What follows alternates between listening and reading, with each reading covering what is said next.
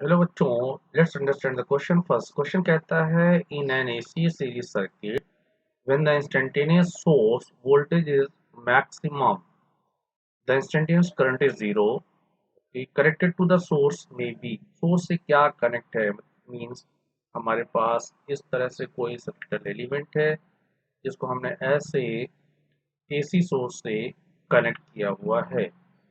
अब हमें यहाँ पर ये बताना है कि ये जो हमारा इसके अंदर क्या हो सकता है। जैसे पहला ऑप्शन है ए है प्योर कैपेसिटर। तो देखो, जैसा कि हम जानते हैं कि अगर प्योर कैपेसिटर सर्किट होता है तो वोल्टेज और करंट के बीच का जो फेज डिफरेंस है वो 90 डिग्री होता है। यानी कि जिस समय वोल्टेज मैक्सिमम है करंट मिनिमम होगी, करंट मिनिमम है तो वोल्टेज मैक्सिमम होगा। यानी कि इसका ए ऑप्शन सही है। नाउ अगर बी ऑप्शन की बात करेंगे तो बी ऑप्शन गिवन है प्योर इंडक्टर।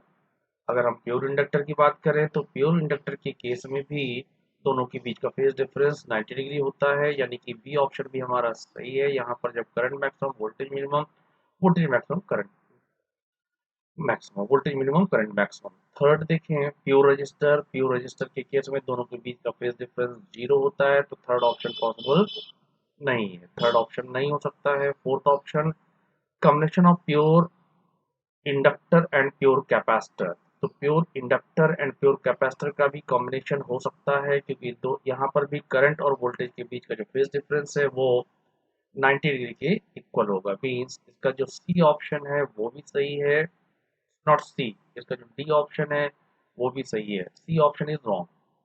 तो जो हमारे करेक्ट ऑप्शंस हैं वो हैं ए, बी एंड डी।